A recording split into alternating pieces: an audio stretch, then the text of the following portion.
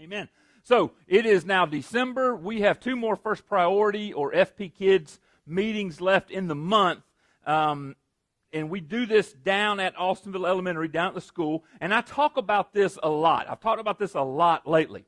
All right? Because here's the thing. The school for LifeBridge is the entry point for our church to make a difference in the community.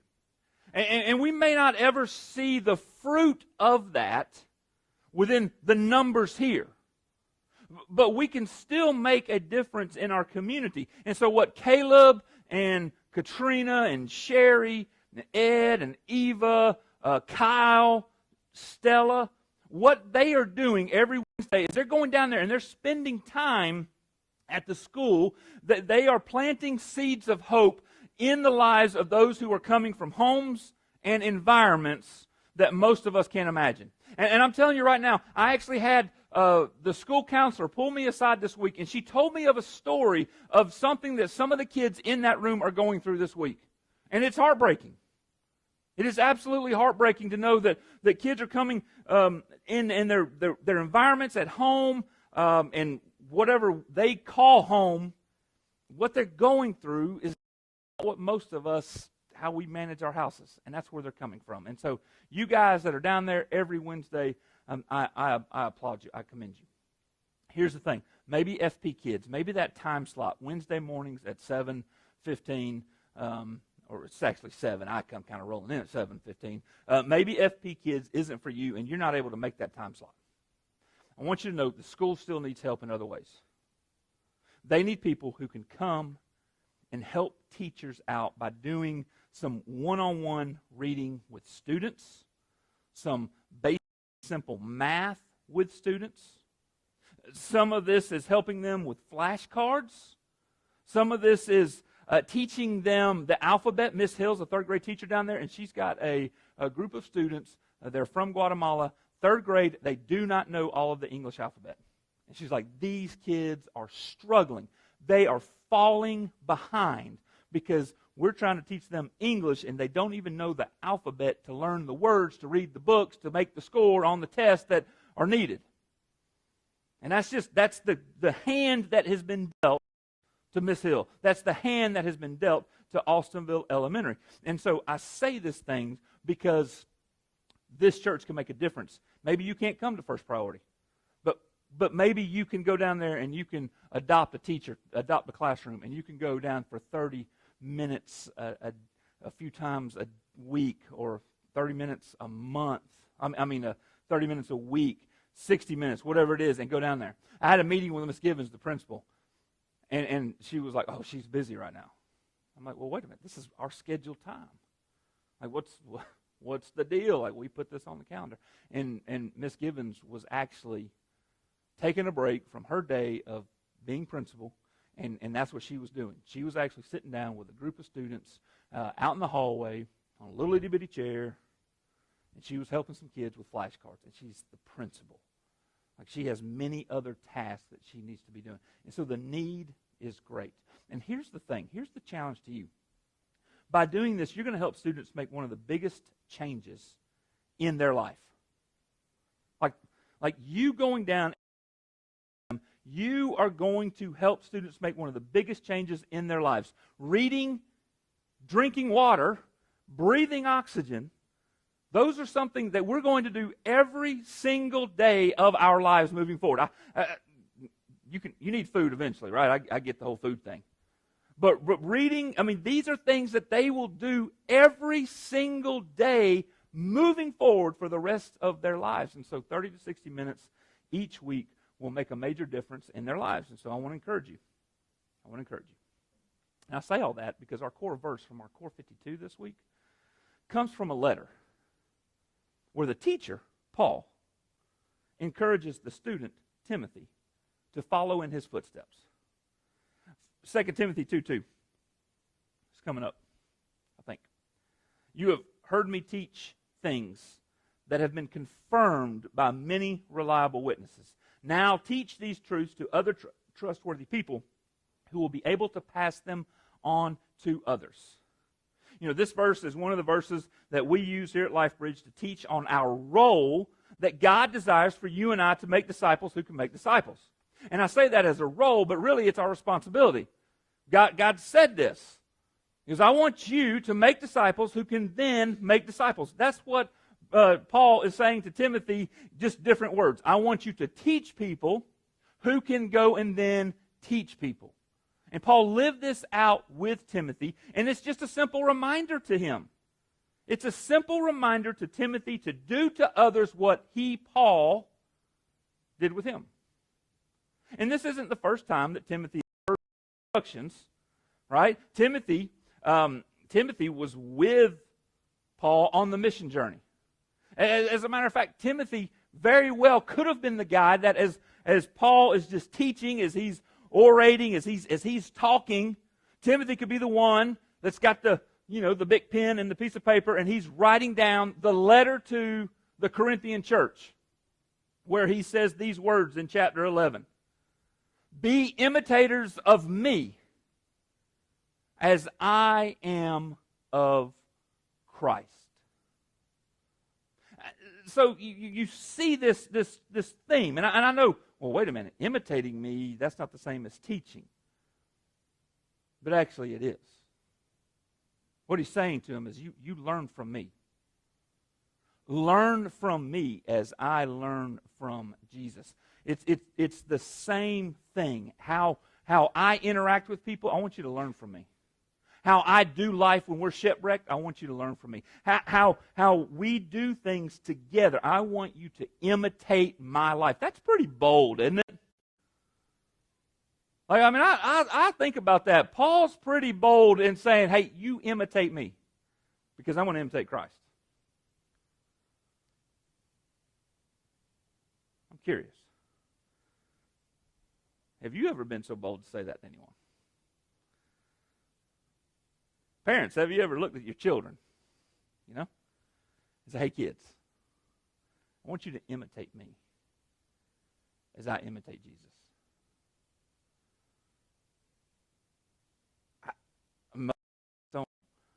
We're like, wow.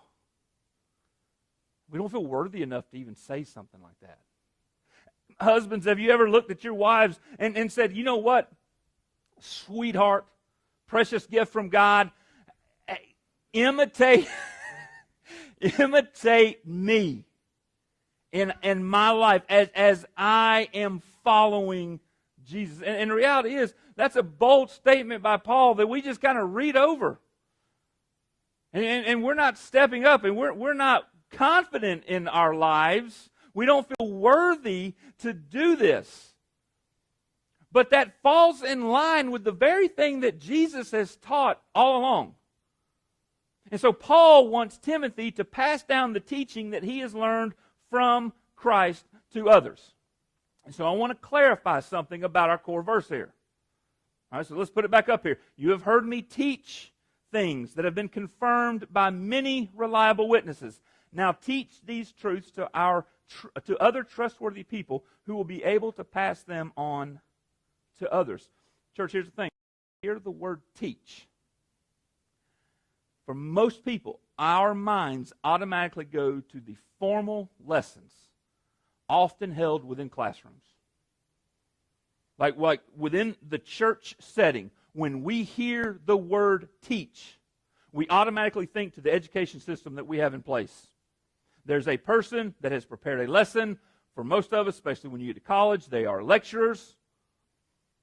You are taking notes, and there's going to be a final exam. And for most people, when we hear that in the Bible, we tune it out. There's a lot of people that read this verse, and they're like, well, that doesn't apply to me. I'm not a teacher.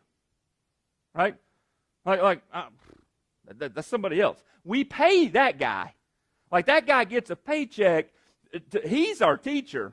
That's for him. That's who Paul was talking about, the guy that's up on stage. He's the one. He's the teacher. This command isn't for me because, well, I don't even have the spiritual gift of teaching. That's other people. So therefore, I am off the hook. And then there's even, hey, I don't even have enough Bible knowledge. I don't have a lot of Bible knowledge. So how can I teach? And here's the thing. If you think about your life, most of our learning that takes place in this life does not happen in a classroom setting. at the feet of a lecturer. You think about the grand scheme of what knowledge you have in all subjects, most of that came out of a classroom. Most of what you know about anything did not happen at the feet of somebody just teaching over and over and over and over and over again. It did not happen in a classroom. And there's a place for classroom teaching. There is a place for formal teaching. I get it. I have enrolled in some online classes myself where I'm watching videos from a professor somewhere out west, okay? And there is a place for classroom environments.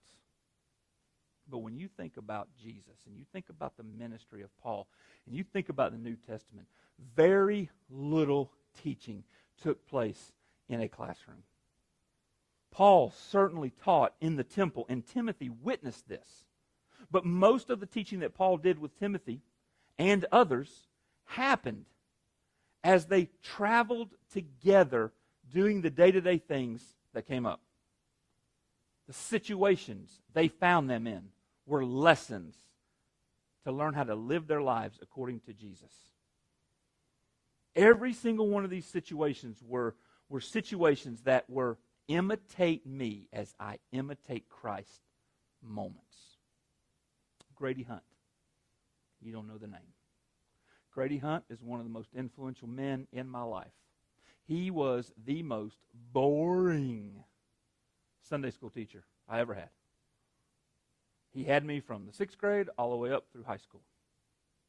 I don't remember one stinking lesson.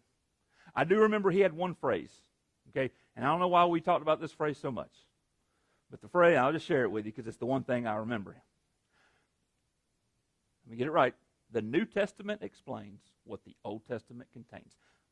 That's the amount of knowledge I remember from bukus of years and perfect attendance Sunday schools sitting in Grady Hunt's class. But he's one of the most influential men in my life. You want to know why?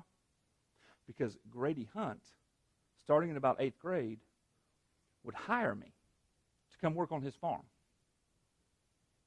He would come and spend time. He would pick me up, or my dad would take me over there, and I would spend hours doing things for Grady. He had a big chicken farm. He had a big cattle farm. He paid me, it's the worst job in the world, to get in his old farm, beat up pickup truck, and to go out into the pasture with a shovel and to dig up thistle plants and pick them up and throw them in the back of the truck. And I would do this on his hundreds of acres because thistle is a pain in the tail. And he would sit there as I'm digging this stuff up. And you know what he would do? He would talk to me about school. He would talk to me about my effort in the classroom and how my effort in the classroom is a reflection of my relationship with Jesus Christ. And since because I was a follower of Jesus and I made that public, that I should be setting an example for others. He talked about my work ethic in that field, that as I'm working for him, digging this stuff up while he's over there leaning on the side of the truck, as he's over there doing that my work ethic should reflect the work ethic of Jesus Christ in my life. He talked to me about how I treated my girlfriends. He talked to me about my crummy attitude on the basketball court. He and his wife, Miss Dot, man, they were the sweetest couple. They would come out.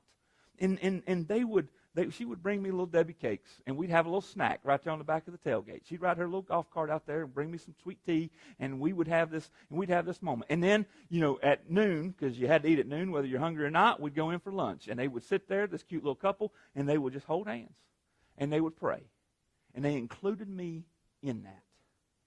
This man is one of the most influential men in my life, not because of what took place in the classroom.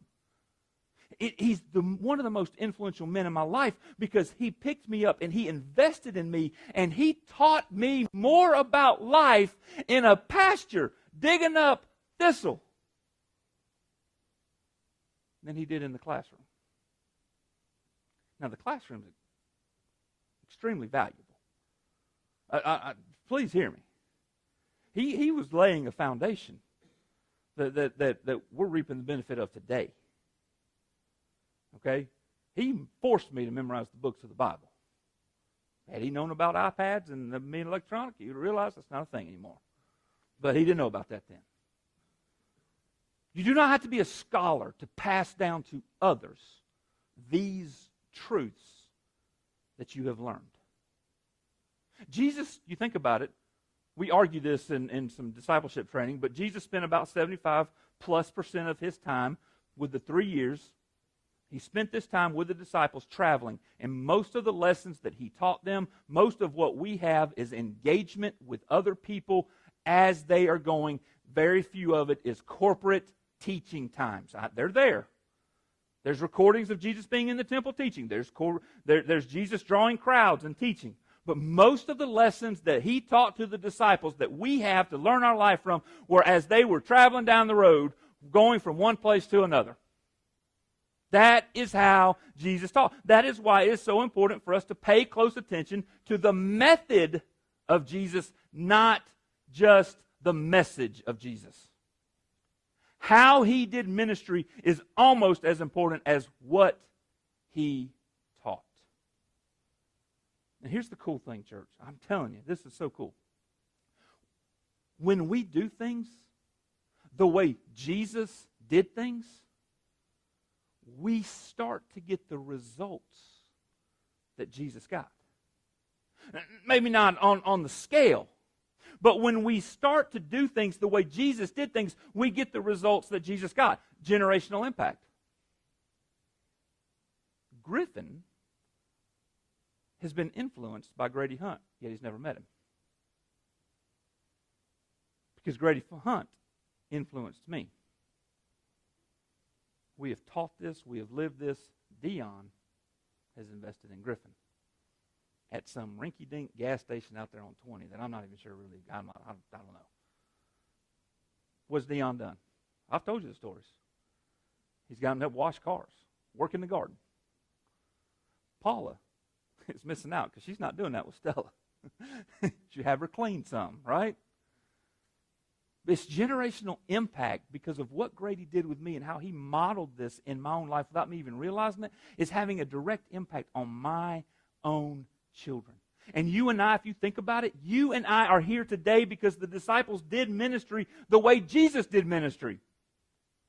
He told them, he gave them the command, as you go, as you're going through life, make disciples, baptize them, teach them to obey the things that I taught you. That was the command that he gave to them. They followed through with it, and because of that, you and I are sitting here today. You and I are here today because the men and women invested in the lives of others the way Jesus did, teaching these truths to people who can teach it to others. This method of ministry will have generational impact.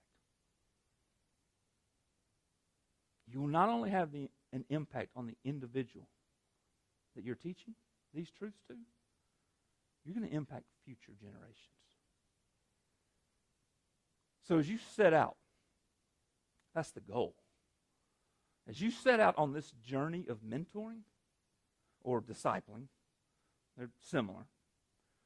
As you set out on this journey of mentoring or discipling others as we're commanded, I want to share with you like the recipe. Like there's a secret recipe. Okay? Now it's not going to come on the screen. But there's a secret recipe.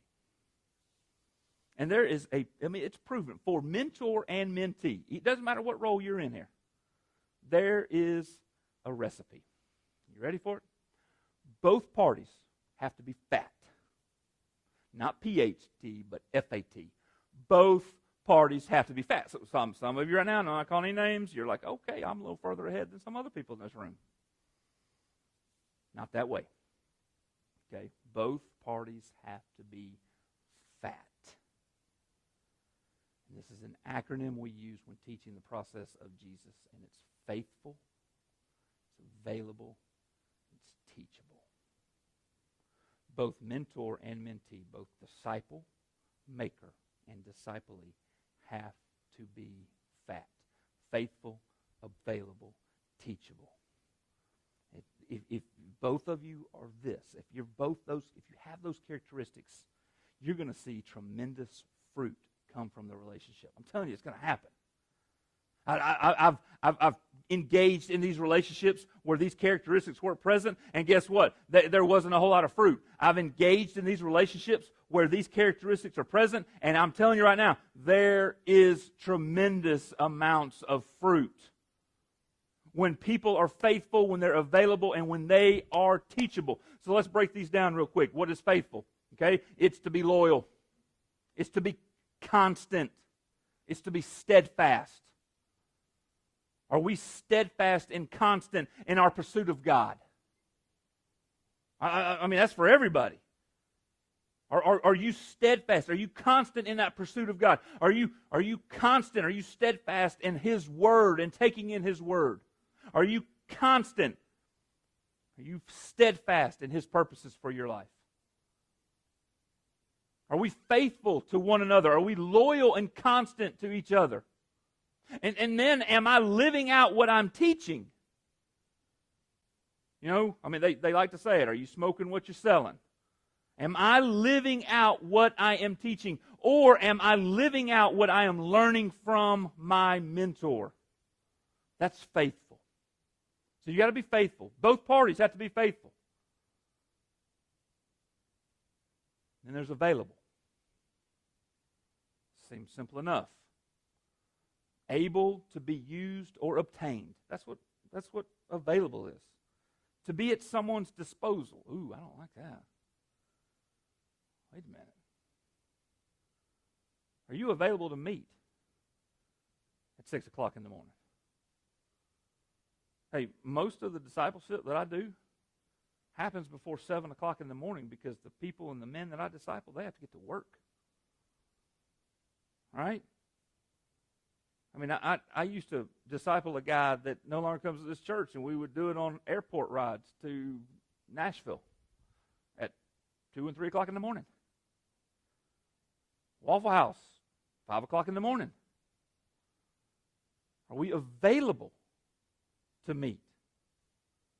Well, nope, I can't disciple anybody because I got to work. You know, I got to be at church. I got to be at work at 8 o'clock in the morning. I'm going to work till 6, 7 o'clock. I just don't have that. I got my family time. I can't disciple you because there's no room. Are we available? Are we making time? Are we available to serve? Are we available to God whenever, wherever, and however He leads and directs? I love the image of Isaiah. God is speaking, and He's like, who's going to take this message to these people? These people are not listening to my word. They're not listening to my message. And Isaiah says, here I am, Lord. Send me. I will go. And are you available? And then the last one is, are you teachable? Someone who is open to being taught. We got to lose the know-it-all mentality. Are we open to God's instructions and to the teaching of His word? And here's the thing. Here's a little secret sauce for you, right? The best teachers in the world are the ones who are always learning. The best teachers in the world are those who are teachable. One of the most tremendous prayers ever prayed over my life was a couple by the name of Rick and Felicia Britt. They worked with me at First Christian Church in Monroe, Georgia, when I was a much more arrogant youth minister then than I am even now. I'm telling you, it was off the charts. I was a know-it-all. I had my plan. I knew what I was doing, and crashed and burned. Now I'm on my way out. Not going to stay there. And they used to pray, and they would tell me this. We're going to keep praying this prayer for you, Michael. We're going to keep praying this prayer for you. We're going to pray that you will be teachable. I don't need to be teachable. I mean, I got expensive Bible software that I could just access, and I'm teachable. The best teachers are the ones who are always learning. They're always teachable. So there it is. That's the secret recipe. You got to be fat, faithful, available, teachable. Now, let's look at this in the Bible. There's an example of this. And I want you to think through generational impact as we go through a person, a strange relationship, a mother-in-law, a daughter-in-law. where you see this very thing being lived out. Faithful, available, teachable. Y'all know the story of Ruth, right? If you don't, you should go read it. It's a fascinating story. Naomi lives in a certain place. She's married. Famine strikes. She and her family leave. They go to another place. When they get there, disaster strikes. Naomi's husband dies. She's got 2 sons who have married in the land. They die. Now it's Naomi and 2 daughters-in-law. Naomi's like, God doesn't like me, but I'm going to go back to my people where at least I've got support, at least I've got some distant family. So she starts traveling back. The daughter-in-laws, culturally, they're like tied to Naomi. So they're going back. Naomi gets there and they're like, stop. Y'all stay here. Go. Just don't go with me. You don't need to come. I can't give you, I know you're responsible to me, and I'm not going to give you another husband anytime soon. I promise. You're free of any obligation to me. Go. Well, one of them does. The other one, not so much. Ruth, chapter 1, verse 14 through 18. Let's see how Ruth was faithful. And again, they wept together. And Orpah kissed her mother-in-law goodbye. But Ruth clung tightly to Naomi. Look, Naomi said to her sister, to her, your sister-in-law has gone back to her people and to her gods. You should do the same. But Ruth replied, don't ask me to leave you and turn back. Wherever you go, I will go. Wherever you live, I will live. Your people will be my people. Your God will be my God. Wherever you die, I will die, and there I will be buried. May the Lord punish me severely if I allow anything but death to separate us. When Naomi saw that Ruth was determined to go with her, she said nothing more. That's faithful. There is loyalty there. Naomi says, hey, y'all are free to go back to your lowercase g gods, to your world. And Ruth says, no, I'm coming with you. Your capital G God will be my capital G God. Nothing but death is going to separate us. That's the picture of faithful right there. There is loyalty. Not just loyalty to Naomi, but loyalty to her God who she doesn't probably even know a whole lot about. But I'm going with you. Ruth was faithful. Now let's look and see how she was available. Chapter 2, verse 2. One day Ruth the Moabite said to Naomi, let me go out into the harvest fields to pick up the stalks of grain left behind by anyone who is kind enough to let me do it. Naomi replied, all right, my daughter, go ahead. Was she available? Well, we were talking about this a couple of sermons. I think she was hungry, right? Like that was the motivation. But at the end of the day, she was willing. She's like, you know what? I am available to serve. I am available to meet the needs. I am available to go do the things that need to be done so that needs can be met within our little household here of mother-in-law and daughter-in-law.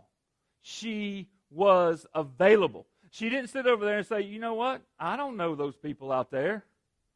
That's not even my job. I'm not. That would be like your job, Naomi. I'm going to stay here at the house and do things. Ruth was like, no. I'm the one who is going to go and do this to honor you, Naomi, who's allowed me to come and live in your house. Certainly available. And if you read, this is just one verse here. You can read it in chapter 3 and you can read it in chapter 4. I mean, it's over and over and over again where Ruth made herself available to serve Naomi. And then let's see, is she teachable? Ruth 3, 1 through 5. One day, Naomi said to Ruth, my daughter, it's time that I found a permanent home for you so that you will be provided for. Boaz is a close relative of ours, and he's been very kind by letting you gather grain with his young women. Tonight, he will be winnowing barley at the threshing floor. Now, do as I tell you. All right? Now, at this point, my kids tune me out. They're done. They're no longer listening. Ruth, take a bath and put on perfume and dress in your nicest clothes. Then go to the threshing floor. But don't let Boaz see you until he has finished eating and drinking. Be sure to notice where he lies down, then go and uncover his feet and lie down there. He will tell you what to do. And don't miss that last line. I will do everything you say. Hey, we're in a new culture. And here's the situation. You're not from this land. You need a provider. So let me teach you how to get one. You got this man Boaz. You've been working in his fields. He has shown some interest in you by allowing you to come along and work in the fields to gather the grain so that you can come back and provide for our family. Now here's what, do what I tell you to do. And what did Ruth reply with? I will do everything you say do. Now I need to study the cultural why this happened. You know, dress in your nicest clothes, put on some perfume. You know, when he lies down, take note of it, and then go remove the blanket off his feet. I don't get all that yet, and, you know, had a man to try anything like that with me, it probably wouldn't work. All right? But here it does. Because what happened? Boaz accepted the response. Oh, Ruth, you did this nice gesture towards me. They go on to get married. Right? They start a life together. Because of her faithfulness, because of her availability, because of being teachable. Ruth is now being provided for by Boaz. Lives were changed. And there's generational impact. There's generational impact. Do you know where else Ruth is mentioned? Talk about generational impact. It's Christmas. And the part of the Christmas story that gets overlooked is Matthew chapter 1. We kind of skip over that because it's boring. But Ruth is mentioned. Ruth, the Moabite. Ruth, the woman from the foreign land. Ruth, this outsider, is mentioned in the lineage of Jesus. Verse 5 says, Boaz was the father of Obed, whose mother was Ruth. Obed was the father of Jesse. Jesse, the father of King David. And we know the list that goes on and on and on till we get to Jesus. Generational impact. She's mentioned and she's honored in the lineage of Jesus because she was faithful, she was available, she was teachable. And whether or not Naomi was intentional in saying, come, my daughter-in-law, and let me pour into you, whether that happened or not, we do know that there was mentoring that took place. And because there was mentoring that took place, there was life change for Ruth. Now, here's the thing. Here's the thing. We're almost done. I told our 101 people today I could talk about mentoring for hours today. Not going to. We're commanded to do this. As followers of Jesus Christ, you and I are commanded to do this. This is not like, okay, this thing right here where we invest in other people, that's optional. Because that's just not the truth. The commands that Jesus gave the disciples are to be lived out in our lives. They apply to us as well. We don't get to pick and choose. And we also don't get to define what discipleship is either. That we don't get to define what adultery is. It's defined for us in Scripture. We don't get to define what lying is. It's defined for us in Scripture. We don't get to define what murder is. It's defined for us in Scripture. All the commands of Jesus that are there for us, to the do's and do nots, they're all defined in Scripture for us. The same goes with discipleship. You're a follower, you're not exempt from this. And we could get into the history of the church and how we went astray and we made it all about the building and the classroom settings. We can get into that some other time. The reality is, the expectation is Jesus came at a time to show us what this ministry should look like. And it's living life together with people. And I'll tell you this, it starts in the home. Dads, it starts with you. I'm about to get on my soapbox. Dads, it starts with you. It starts with your wife, number one. You be the spiritual leader to her. Then it rolls down to your children. That it starts there, but it doesn't stop there. I think then you are to look outward. I know, and I'm about to, don't do it. That's the expectation. That's the expectation. And lives will be changed. So whose life? Whose life will you change? If you don't know your next step, if you don't know what to do, Michael, we've never been mentored before, I've never been discipled before, you come see me. All right, we've got people doing it in this church. We've got people. Jackie McCann is making lives. Dion, Paula, Caleb. They're making a difference in the lives of people. You want to know why? Because they're faithful. They're available. They're teachable. God, I pray that it's there, mentoring. Teach others who are capable of teaching others. God, we make excuses. I make excuses all the time. At the end of the day, it's the expectation that you have on our lives. I know people define discipleship differently. Everybody's got their own thing. But what it boils down to is the fact that you lived in relationship with people. You taught as you went along through life. And then you released those people to go do the same thing, and they did, and here we are, Lord.